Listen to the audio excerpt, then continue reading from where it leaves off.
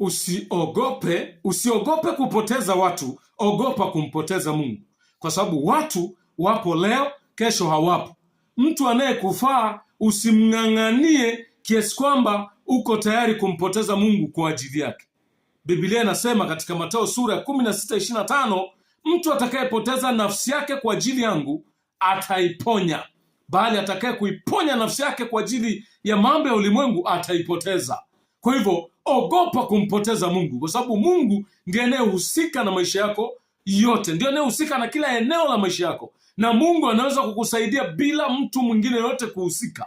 Lakini watu wanaweza kuwa na msaada leo, kesho wasiwe na msaada kwako. Kama inatokea huyo mtu anayekusaidiaga ule msaada anaokupa unakinzana na mapenzi ya Mungu, uwe tayari kumpoteza, wala usiogope. Ogopa kumpoteza Mungu, kwa sababu ukimpoteza Mungu umepoteza vyote.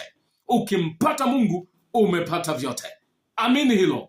Follow, like, share, subscribe channel yangu ya YouTube, uendelee kula nondo za kiroho, kukua na kuendelea zaidi kuimarika katika mambo ya rohoni. Amen.